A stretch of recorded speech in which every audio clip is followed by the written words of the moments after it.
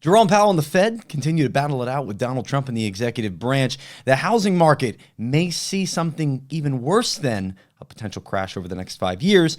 And at the very end, of course, like always, we'll detail what you can do about it and what it means for our economy. And I have two rather uncomfortable predictions to give you. They're uncomfortable not in the fact that I don't believe they'll come true, but they're not going to be the two predictions maybe that you want to hear. Maybe you do, and there is a specific party that does want to hear this bad news. So let's get into first what's going on with Jerome and Donald Powell. Donald Powell, what a great start. My name is Zach Faust. This is episode 7 of the Zach Faust Show. We did switch from a podcast to a show. I did have to sign some formal legal documentation to be able to do that. That is a long and lengthy process, blood samples, oath to the overlords, to be able to have a say in the media scope today. I am a Christ-based economic follower that has been a housing market geek for really the last 5 years, but selling homes for the last 8.5. And here's the reason why that shift happened. Around 2020, we went into a really insane market. Why, though? Well, we had low supply, we had high demand, and money was cheap. Remember that. Because as I've titled this show, we're talking about the age of easy money is back. The age of easy money is back. Getting into a home, getting into a car, getting a low credit card payment, not having to pay $17,000 a month to be able to put your child through full-time childcare, not having to spend $400 at the grocery store anymore. Are these times coming again, where things are once again affordable? Does easy money mean that? What is easy money? We've been through it before. And to walk us into this, let's walk gently. Let's gallivant toward the topic, if we will. I'm here for you, by the way. I don't sell anything. I don't have anything to offer you. The only reason I made a shift in my content and even talking about this is because I got a front seat view to watching the American dream get sifted away from the normal American like that. 2 years, gone. From 2020 to 2022 and a half, prices got crazy, then rates got hiked, all while wages stayed low and cost of living went up. Even more dramatically than I believe the Federal Reserve reports. But in 2007, very interesting story. If you've heard it before, it's worth re-cementing so we know where we're at today. Because the 2008 financial crisis, the housing crash that you've heard about, that your uncle got his beautiful $180,000 foreclosure that's now worth $420,000. We've romanticized this crash enough to know that home prices went down. Home prices actually went down from 2006 until February of 2008. And in 2008, we were in a scenario where not only were a lot of people looking to sell something that no one wanted to buy, but also we had what was called a credit freeze. What's a credit freeze? We had a scenario where people couldn't get financing because banks weren't giving out mortgages. And this has a lot to do with what's going on today between Donald Trump and Jerome Powell, the drama that is going back and forth. Because back then, there was easy money flowing. From 2000 all the way until 2008, the Fed rate was low. Mortgage rates were low. It was easy to get into a home. Median mortgage back then, we're talking $1,350, $1,200. You could get an $850 mortgage. And get this, I'm not going to go in depth on it, but have you ever heard of ninja loans? Oh my gosh. Can I tell you about one of the most egregious financial products that has ever existed? Ninja loans, it stands for something, ninja. No income, no job. Are you kidding me? Do you hear what I'm saying? No income, no job. They didn't have to verify income or their job. And so all of that leads up to 2008, and the government's in a tough spot. Why? If you ask Henry Paulson, the Treasury Secretary at the time for Bush in 2007, he had a quote that came out of a very private meeting with 11 bank leaders where he said, if we don't sign this document, we won't have an economy by Monday. That's a real statement. And I'm going to reference it a few times, so watch it if you get the opportunity. Documentary by PBS Frontline called The Age of Easy Money. Fantastic documentary where Mr. Lewis, who is the head of Bank of America at the time, is actually interviewed and talks about this meeting. Henry Paulson, in 2007, when everything's hitting the fan, calls together all of these bank leaders, says, hey, over the weekend, I need you to get into D.C.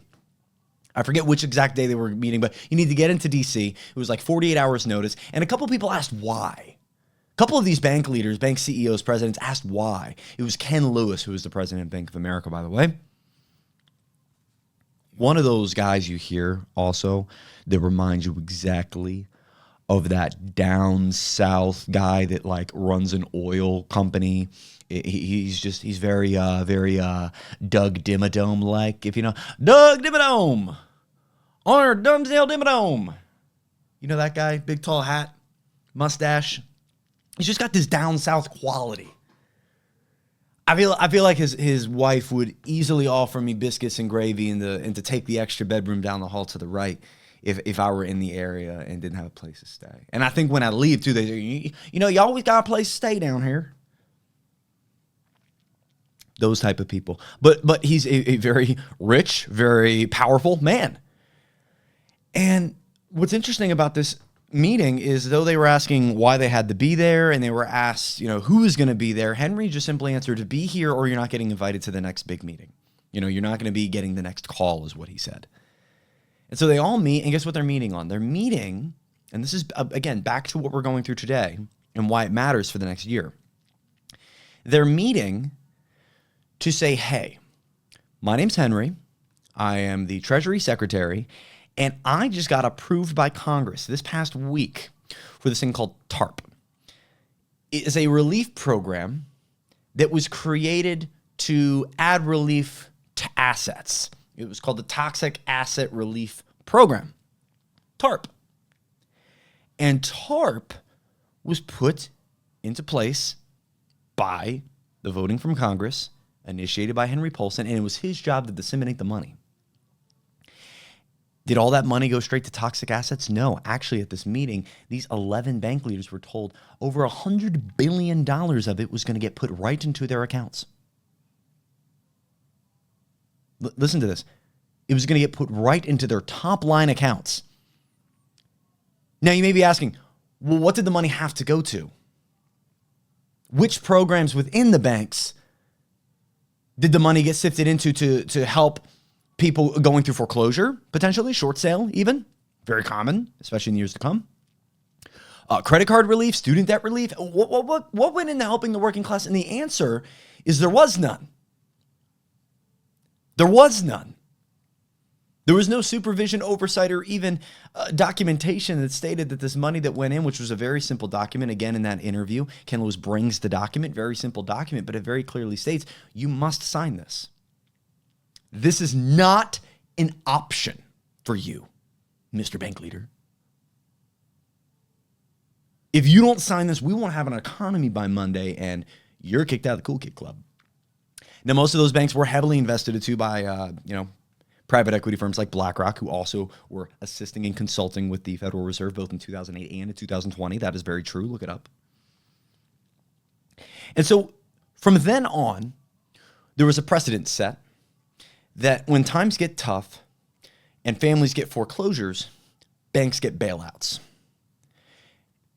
From then on, through actions like quantitative easing, the Citizens Act, and many others that we won't go too deep into today because we want to talk about today.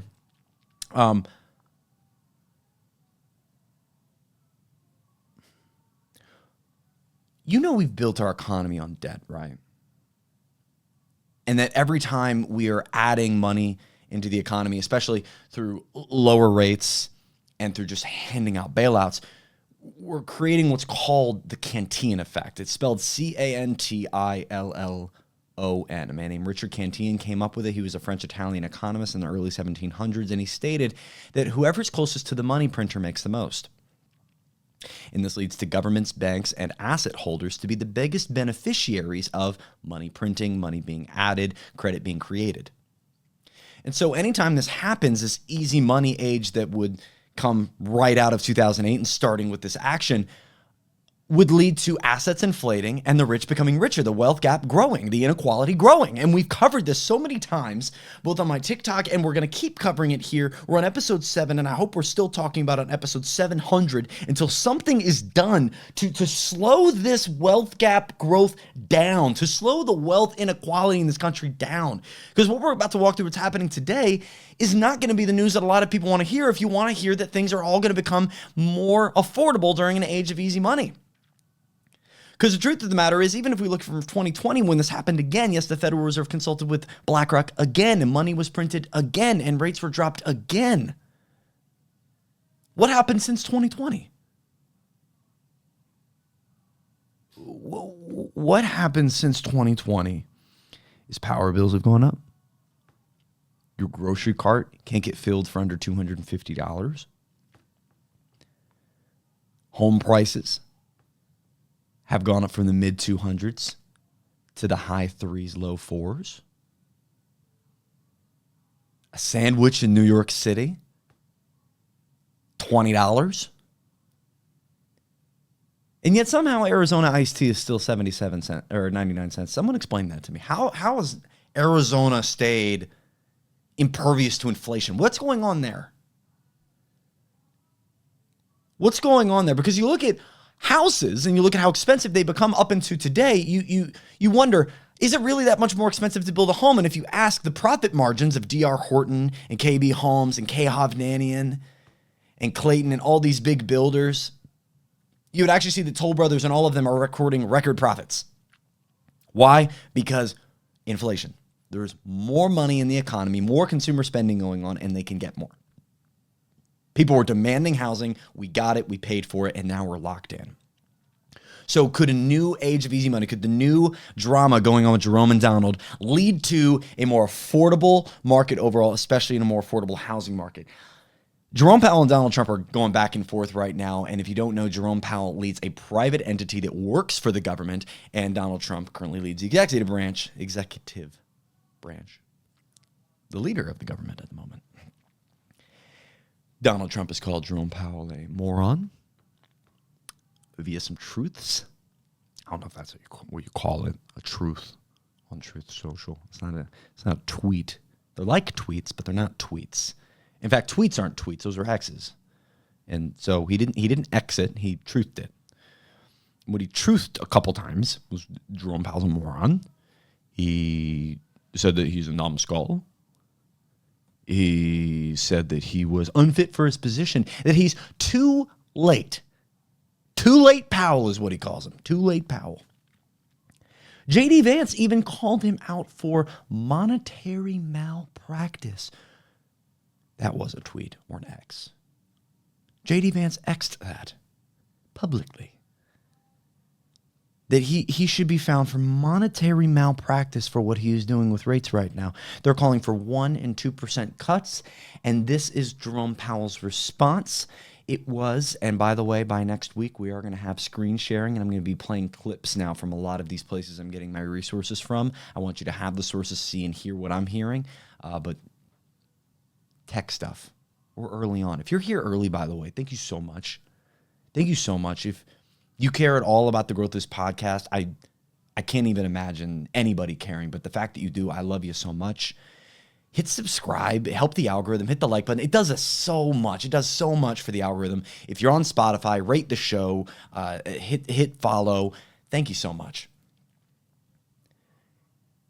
Jerome Powell said on different platforms between his Fed Reserve meetings, joint FOMC meetings, and even a most recent forum that he was on with other central bankers throughout the world, the Economic Central Banking Forum. He said, look, I'm not going to get pressured into lowering rates. I'm not going to get pressured into making any moves financially. And to be honest with you, he has a great point. Do I believe the Federal Reserve was founded by corrupt people, corrupt times, by a wealth trust at a Jekyll Island meeting that was formed and organized by the J.P. Morgans, Rothschilds, and Rockefellers of the world? Yes, I do. Do I believe, being that it was founded on December 23rd with a vote of only winning by 17, but 27 of the Congress members weren't present, that it's a bill that shouldn't even gone into action. Yes, I do believe that. And do I believe that even by Milton Friedman's findings and Ben Bernanke's confirmation that the Federal Reserve, if not purposefully, let the Great Depression happen, which led to a humongous wealth transfer? Yes, I do. But ultimately today, they control our lives in such a strong way. They control rates, the flow of money. They're very important today, and they're being pressured from the outside via tweets,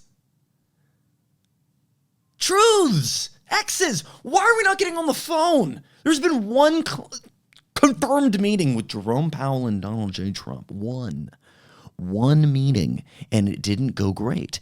Jerome said, hey, I'm not lowering rates until unemployment's above 5% or inflation's below 2% consistently. And Trump says, do it now, you big dumb idiot. And I quote,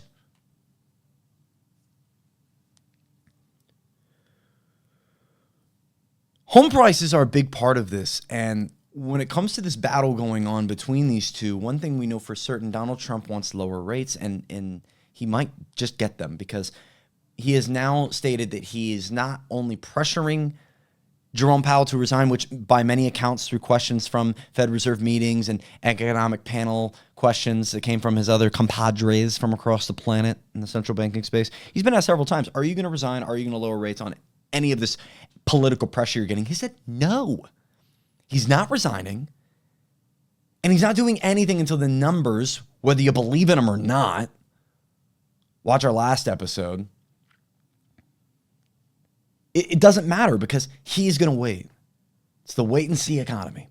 So what does this mean for us? And what does it mean for home prices? And what does it mean for the next year, as well as what it means for your next 5 years? Because I have a big 5-year goal for you. And this is so freaking important. If you're listening, by the way,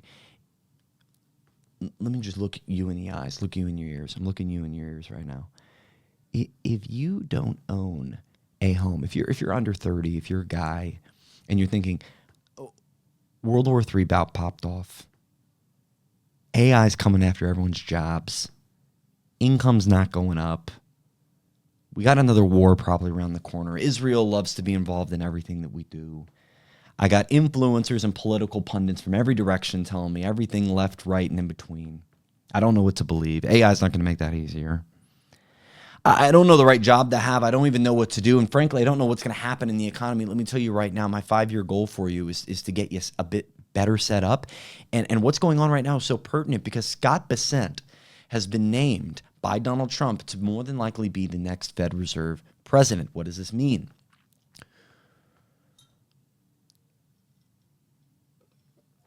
What it means for you is rates are coming down. If you've been waiting for rates to come down, this could mean rates are coming down. Why?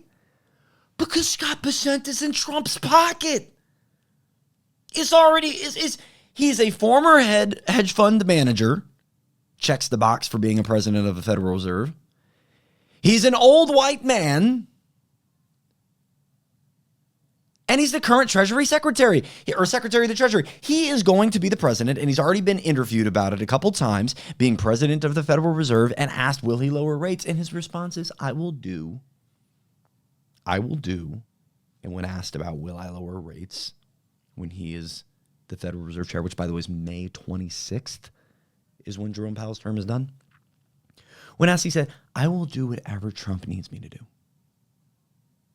I will do whatever Trump wants. He is going to lower rates because that is what Trump wants. Why does Trump want that? He wants to refinance our debt at a lower rate. We have a lot of bond debt that is coming due for refinance. The same exact reason you would want lower rates to refinance your house or your car or your credit card debt is the same reason Trump wants lower rates. But here's the problem, the catch-22 that the Fed keeps raising is that it could perpetuate inflation. And whilst tariffs are still trying to figure themselves out, we don't really have a lot of firm data, but there's a lot of suggestions that it's going to lead to inflation. I believe it's going to lead to more inflation. If you tag team those two together, we got another inflationary monster. What does that mean for home prices moving forward? It means starting May 2026, get ready for competition on the buyer side to ramp back up. Get ready for the potential of home prices going up. And let's play devil's advocate. What if we have enough homes on the market by then, by May, if we have enough homes from sellers that want to sell their property, that it satisfies the market enough that low rates is what we need, and we'll have demand that meets the supply, and everyone will, everyone will just kiss and be happy. Buy my home, sell my home. Yay. You know, what if that world came together? What if everyone just started smooching, right? But here's the problem. A lot of the inventory that's building up isn't from normal everyday sellers. You know who it is? Of the over 1 million properties that are on the market today, over 50% of it's new construction. Why does that matter? Because of the 4 million properties that were on the market at the height of 2008, only about 12% of those homes were new construction. That's huge. What does that tell us? It tells us real people were in real bad scenarios and needed to sell their home. We're not seeing that today. At least not yet. At least not yet. So lower rates also mean, Zach, that people will be able to sell their home. So home prices wouldn't shoot up drastically. Let's talk about that. If rates were to get lower, and I know what you may be thinking, because if you own a home, you want rates to lower. If you own a home, rates are going lower, and you're going to be happy about it. Why? Because somebody listening to this who doesn't own a home is thinking, why would they want lower rates? They already have a house. I need to get my first house. Millions of people think I need to get into my first house. I need lower rates to get into it. I need to get out of the rental, out of my family's house, out of Aunt Susie's. I hate sleeping on her couch. There's just, I saw a bug once, and I can't sleep well in a place where I feel like there might be bugs. How am I supposed to sleep when I know a bug might crawl on me? It was one bug, but it was big enough to make me think, and it's been 3 years, but it's big enough. You want to move out of your friends. You want to have a nice line of sight toward home ownership. And let me tell you, lower rates might seem like the best bet, but tell me right now why somebody who already owns a home that feels stuck in their home, that wants to move, that's ready to get out of there, they're in the golden handcuffs, and they want to get out. How do they get out? Lower rates. Lower rates.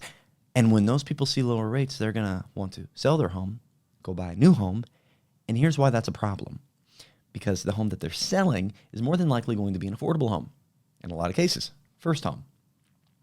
What does that mean? It means investors and everybody that wants to increase their rental portfolio, which, by the way, they're also investors waiting for lower rates, are going to be in competition with you, as well as every other first-time homebuyer that's been waiting for affordable supply. That's the real crisis, by the way, we have going on. It's not just an overall supply crisis. It's an affordable supply crisis in housing. So you're going to be up against it as a first-time buyer. And also, let's talk about the person who's selling their home to go to buy. What do they have that a first-time buyer doesn't? What does somebody who is selling their home to go buy another home have that you, the theoretical first-time home buyer, may not have? Money, equity. See, when they sell their home that they bought 4 years ago for $260,000 that they're now selling for $400,000 via what they've paid down and what it's worth now, they're walking away with like $150,000. Meanwhile, 40% of homeowners in America don't even have a mortgage. How much are they making when they sell? So it's not necessarily going to create an easier environment for a first-time home buyer. So here's why May 2026 is such a big deal. Because if home prices aren't set to crash, and if home prices right now aren't dropping nearly as much in the resale market as they are in the new construction market, what does that mean if rates were to drop before we see a significant home price drop?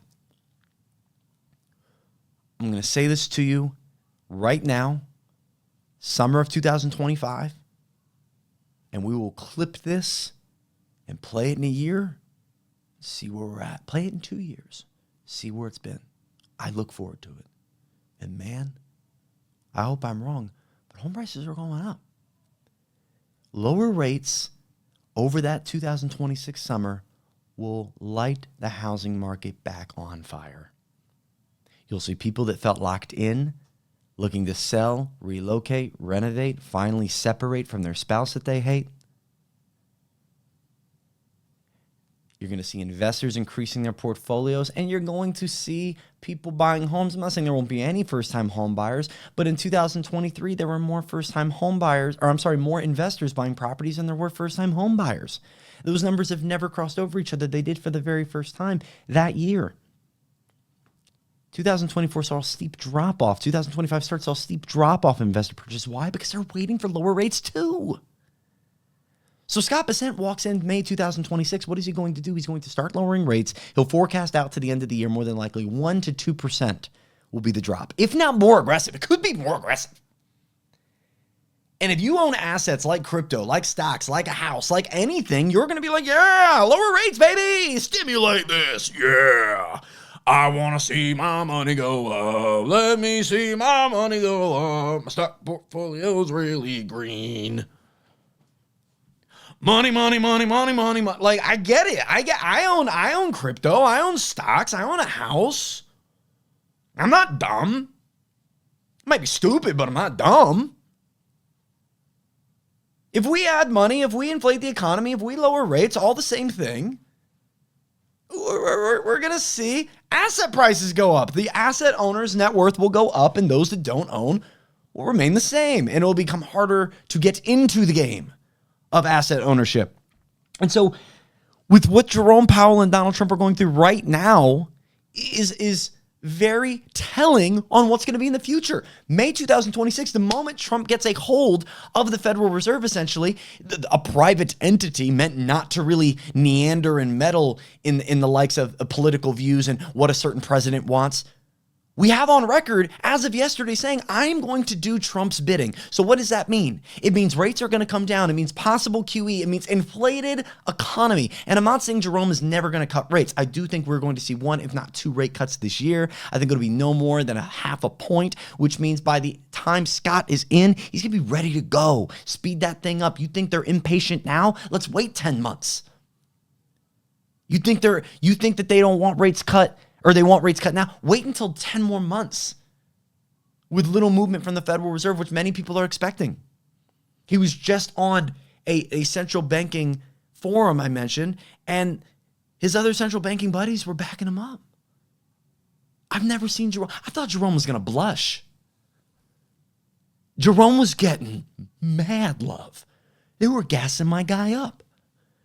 If we were in your position, we would do the same thing. If we had to do what you had to do right now, man, we would echo your statements. Like everybody from South Korea was up there, England, Spain, France, they're all saying the same thing. So when our White House press secretary gets up with this note enlarged that Donald Trump sent to Jerome Powell saying, here are all the other countries that have lower rates than we do right now. If you didn't see that, look it up. It was interesting. Again, next week, we'll have screen sharing. If you're on Spotify, follow, but watch on the video section when we have the screen sharing. Not right now, though. I can just talk to you. Switzerland was at the top.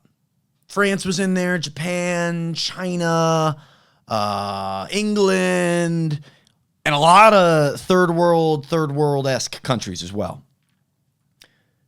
All have lower rates currently, central banking-wise, than America has, and that's why we should have our rates lowered. But honestly, no other country, and to Jerome's backing, which I don't often back Jerome Powell, there's no reason just because of what another country is doing that we should lower our own rates. It should be based off our own economic scenarios. And if you were to look at, for example, Japan, they've been deflationary for a bit. They need to cut rates. They had to cut rates. England's been rather stagnant, especially in their GDP for years. They need to lower rates. China, they have a completely different economy, government setup than we do. And I think, what was the other one? There's another big one in there. I can't remember. Oh, Switzerland. Lower than 1%. Why? Why is that? I wonder why that is. Why the central banks have kept Switzerland so low, and the Bank of International Settlements, the central bank of central banks, the central bank that all the national central banks answer to in Switzerland, that's outside of law that can't be audited, arrested, and their meetings aren't published, that sends out a report called Basel, Basel, and they're on Basel 3. And they basically create guidelines for the rest of the central banks to follow. And you're going to tell me that they have the best interest rate? The money laundering central bank country has the best interest rate? Yeah, it makes sense. Makes complete sense. So again, there's a lot of reasons for a lot of countries having the rates that they have. Us being the responsible reserve holding currency of the world, more than 60% of the world's reserves are in the USA's dollar. Well, then yeah, I think we do have to separate ourselves maybe from what's going on in the rest of the world. And that's what Jerome thinks. And I think he's going to hold to that for the remainder of his term if unemployment doesn't tick up and inflation remains where it's at. And he thinks it's going to go up. If it goes below 2%, he might do something, but it's probably going to go up. We still don't know what fall and winter and all that brings. He still has time. But as of right now, he would tell you they're not. That they're not going to cut more than that 0.5, maybe. Maybe. It could even be less. Could be more. But Bassett's going to come in guns a-blazing. And here's what this means for you. Walking through to the next year, May 26 is going to be the starting line on prices going up. And so you may be thinking, well, man, I don't own a home. Let me talk to you. There's other ways to benefit from real estate going up while you're waiting to get your own slice. There's a way to get in on the rise. To all my people out there saying, hey, if we inflate, doesn't that mean because of stock buybacks and companies having more credit to utilize and AI making payroll less and, companies probably more profitable, I should invest in stocks? Maybe. Which one should I invest in? Let me touch on that. Because ultimately, I think there's one solid investment, and I think that's going to be gold. And I think it's going to be crypto. I am not a financial advisor. I do not pretend to be. I'm an 8.5-year real estate agent who simply watched the American dream be sifted out from the normal everyday American. But what I can tell you is if you're going to watch the American dream continue to sail away, you might as well attach a tube to the back of that boat and go with it. Don't wait on the shoreline, watching it go away like bon voyage. I hope you Titanic into an iceberg. I know a lot of you out there are like, it's going to crash one day. And when it does, I can't wait to buy. Just like Uncle Fred. He got his foreclosure for $85,000, fixed it up, and now it's worth $380,000. I'm telling you right now, if there was a recession bad enough to cause a crash that bad, 20, 30% discounts, the very first thing that will cause it is middle class unemployment.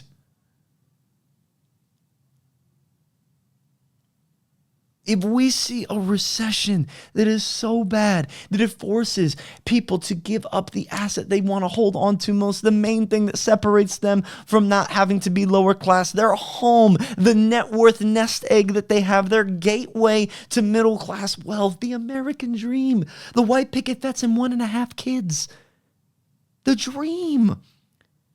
They work 55 hours a week each to keep it. It's going to take a lot for them to have to sell. A lot. And there's a lot of people that are a lot better off that 1 40-hour work week is supplying their mortgage because they got it 8 years ago, 10 years ago, 12 years ago. So for a recession to be bad enough to cause a 20, 30% discount on $400,000 homes, you know what you're asking for there? You're asking for an over $100,000 discount. For that to happen, for a seller to be okay with that, things would have to be really bad.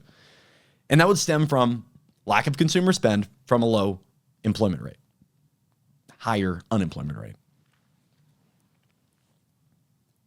We don't want that. And so I don't think it's going to happen. I think home prices have a better chance of doubling than crashing. And I think we have our starting line on May 2026. So what you can do, I've listed out 3 things actually. What you could do before May 2026, and my goal for you for 5 years from now. My goal for you for 5 years from now is to be prepared to own real estate. If you don't own real estate already, prepare to own real estate. And if you do own a home already, I want to help add to your net worth. Can I do that for you? If you follow this show and you continue to stick along with me, I will continue to keep you updated from what I know and the decisions I'm making within my own investment portfolios. You'll go down with me, baby. We'll go down together. I'll go down with the ship. I'm invested in XRP. I'm invested into silver. I'm invested into gold. I'm invested into multiple cryptos, including Ethereum and even another one called XLM. I like Solera. I like Bitcoin. Moving out of the minerals and the Bitcoins and all that stocks-wise, I like SPY. I like SPDR. I like S&P 500 index funds. I'm not against bonds if you're holding for a longer period of time. I don't really like the T-bills too heavily. I love people that day trade and Forex trade well enough and know the sentiments to know when to buy and sell. I think learning skills in specific items like that, even little side hustles like garage sailing, pressure washing, car detailing. Going out to the garage sale every Saturday from 6 a.m. to 8:30 this summer when people are a little tighter on their money. I think the yard sales are going to be lit this year. Flip a couch off of the Facebook marketplace like Gary Vaynerchuk. I think there's a lot of ways you can make a little extra to put more away. And if you're investing, I would invest in the index funds of the stock market because I think they're going to go up.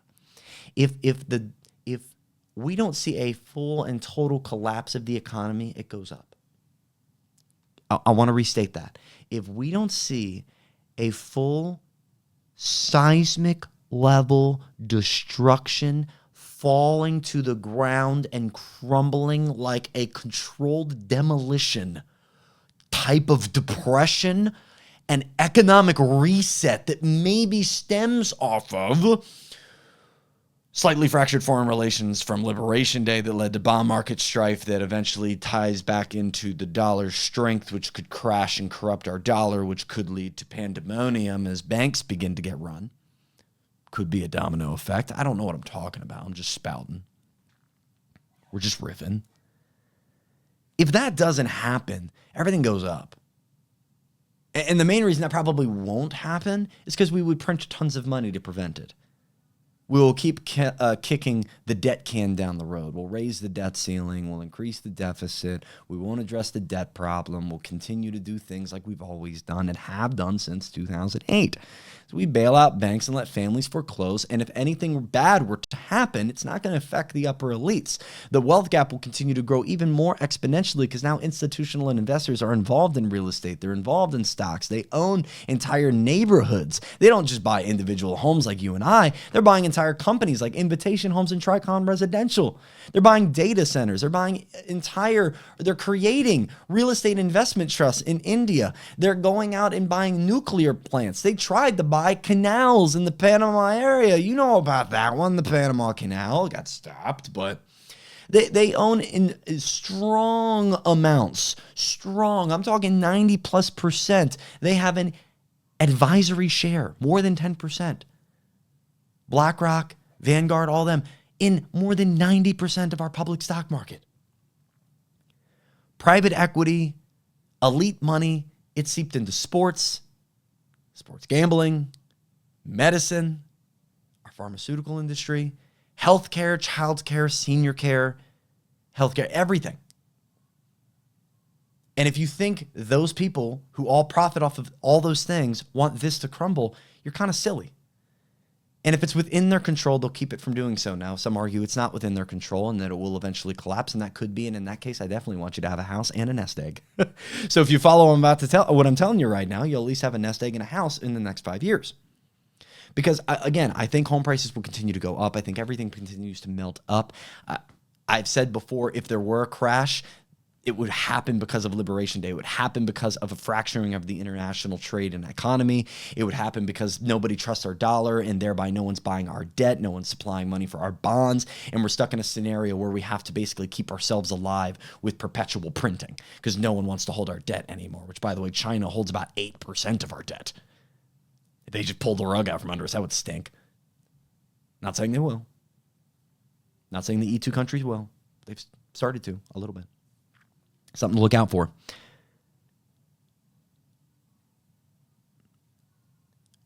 If you don't own a home, investing into what's called a REIT, an RMBS, they even have these little sites where you can buy fractional shares of rental portfolios.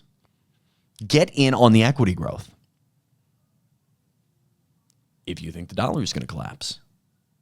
Buy silver and gold. Why do I keep saying silver and not just gold? Silver is used in EVs and solar and computer. It actually has a little bit more utility, and it hasn't caught up with gold's jump yet. And they usually always follow each other. So I think silver has a little bit of a bump still to go. Could be a good one.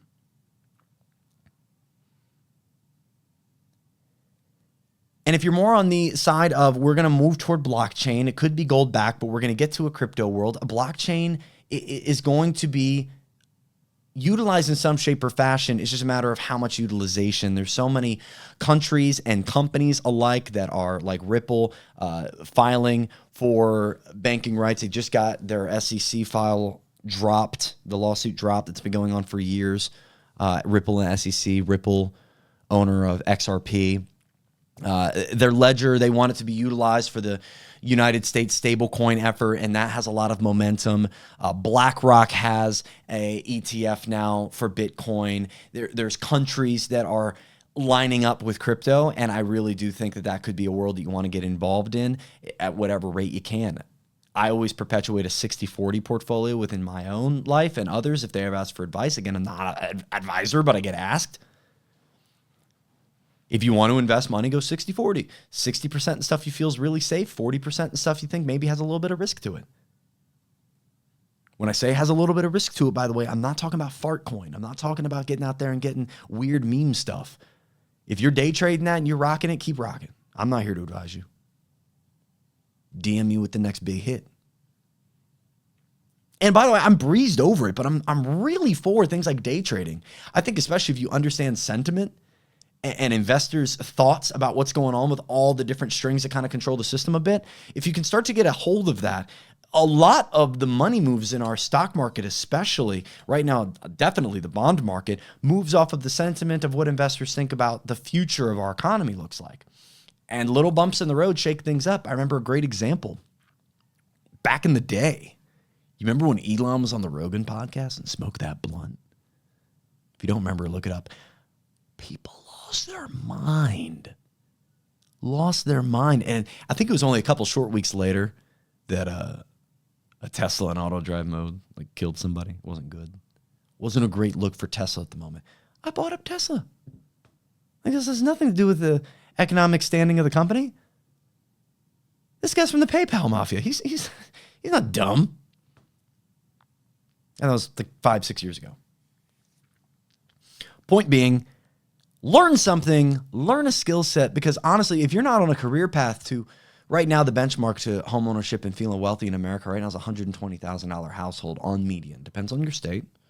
If you're in Mississippi, Arkansas, West Virginia, one of them areas, might be less. But if you're in Delaware, Maryland, Pennsylvania, South Dakota, Nevada type of areas, then yeah, you're going to want to make that. And who knows, in 5 years, it could be $145,000. My only ask of you is, as I'm talking to you about these inflationary efforts that might happen and what you may want to buy or not buy, the first thing that comes to your mind is, Zach, I don't have enough money. Well, my only advice for you is to make more, unfortunately. And it may not be at your job. You may look at your job and be like, I'm in a fixed income situation. If you're not in a fixed income situation, if you're in sales or anything like that, get to the grind, baby. I get it. I was in sales. I got into real estate 2017, late 2017. And it baffles me. It really baffles me. No, I said late. It was early 2017. It was January 2017. It really baffles me thinking about the types of people that were able to buy a home in 2017 versus today. You made $42,000 a year and you have minimal debt. I could get you into a house. Now I have people with straight up 401ks and 720 credit scores that are like, I can't afford $2,800 a month, $3,200 a month. That wasn't even a world when I got started. Now it's normal. And what I'm telling you is it might get worse. Zach, what if rates drop? That means the $2,500 payment is now $2,150 if rates were to drop like 1.5%, 2%. Zach, that's not that much. I know. Home insurance has gone up. That's involved in your mortgage. Property taxes have gone up. That's involved in your mortgage. Everything has gotten more expensive, to not just the mortgage, also the repairs that you have to pay for. I paid $14,000 to have a well replaced the other day. $14,000.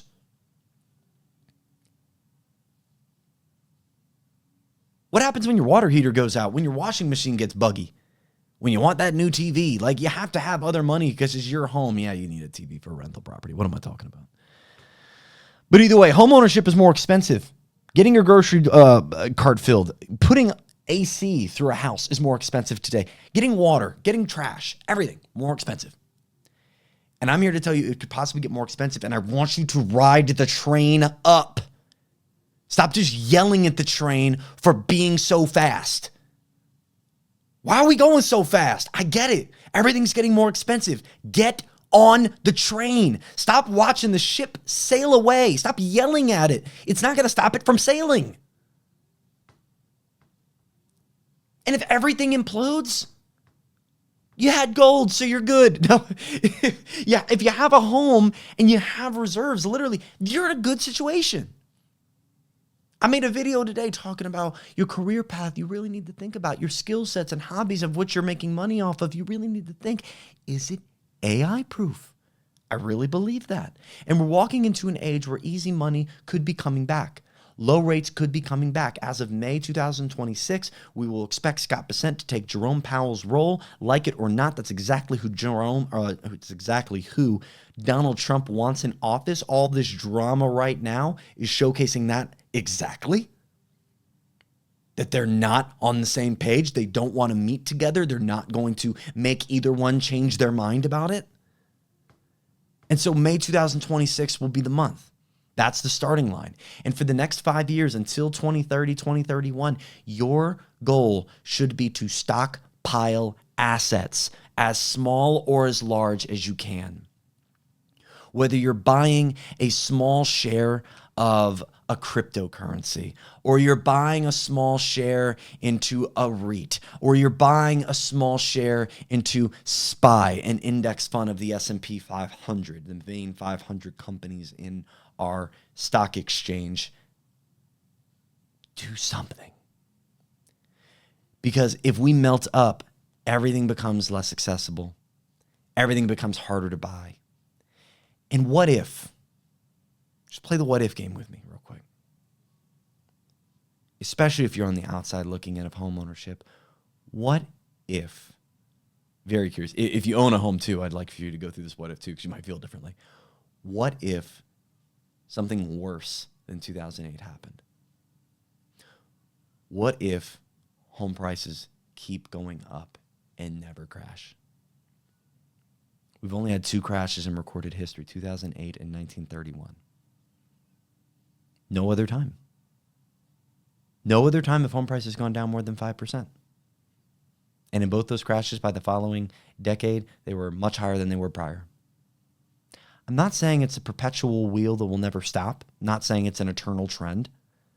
Less than, 100 years, 105 years, we've been commoditizing the sale of real estate in our country, and less than 100 or so years is a blink of an eye on the economic timeline of how our world is run. A 250-year American empire can only go so long. I hear you. But within the next 5 years, I want you to stockpile. I want you to have assets. I want you to diversify. And I want you to eye up home ownership and keep an eye on what's going on. And I'm here to do that for you. I'm here so you can follow along with where rates are going to go, where home prices are going to go, how you can best set yourself up. I'm here to tell you about the naked economy, this political filled atmosphere that it's constantly trying to make you angry and vile and divided when they're sifting money out from the middle class. Every single 10 years, every single decade, more money moves into the elite's hands through bipartisan efforts of the Congress, through lobbying, through stock buybacks, through bailing out banks, through literally allowing Congress members to take executive board positions when they leave, allowing foreign countries to lobby under the guise of political action committees in our country, to buy our lawmakers, to keep the game going. I'm not here to state red or blue, what's fake, what's not. All I'm going to tell you is blue and red have printed money. Blue and red have passed legislation and been responsible for legislation. From Glass-Steagall to today, 26 years, we've seen nothing but deregulation around policies that kept the gigantic economic monsters from eating the working class alive. Since Reagan, we've deregulated things that have led to the obesity crisis we have today, the poison in our foods we have today, the lack of a structured and affordable higher education system that actually prepares people for our modern day job market. It's led to banks becoming mega corporate oligarchies that oversee not just their own savings accounts of their clients, but insurance policies, investment accounts, and they're doing mortgages. We have a scenario where antitrust laws no longer protect us from monopoly, and that profit is unregulated because we're a quote unquote free market. That is, unless things are failing, and then we socialize the losses. And here's some money for your top line accounts. My name's Henry Paulson, and this wasn't for you, but I'm going to give it to you to the tune of over $100 billion. Sign this document. You have to sign it before you leave this room. Our government knows what's going on. They know that we cannot pull this working class out of this wealth gap growth without major restructuring of our laws. And starting next week, I'm going to start telling you one law at a time that needs to be repealed, that needs to be restructured. Starting next week, instead of having ad breaks, we're just going to read one law, one bill, one piece of legislation that if we reapproach the topic, reconsidered how it's affected us and what we may have not expected from it, or maybe they did expect it and it's just part of the system, working just as intended, I'm going to just bring some proof to the pudding that if we were to readdress these topics, as we mentioned the Federal Reserve's founding in 1913 via the Federal Reserve Act, it's actually the Owen Wilson Act, sorry, that we could begin to make change back in the direction of the normal everyday American being able to attain the American dream that has been getting sifted out from under us. And I believe the drama between Jerome and Donald is just that. A little bit more distraction, a little bit more to talk about, but we do have some signs, we have some cards dealt to us, some writing on the wall that says rates are going to be coming down soon, that the 5-year plan may be more expensive than you're anticipating, and that if we hold on to assets in the meantime, we could have a better chance of attaining even bigger assets, like a home, when that time comes. This has been episode 7. Subscribe and hit like. It really helps the algorithm let you know that, hey, I like this and other people may like it too. Stay tuned for episode 8, where I'm going through my best advice for the next 5 years for you. Specific investment advice, specific savings advice, even some habits and a book list of my favorite books that got me where I'm at today that I think you should put in your hands. Love you. Appreciate you. Talk to you soon.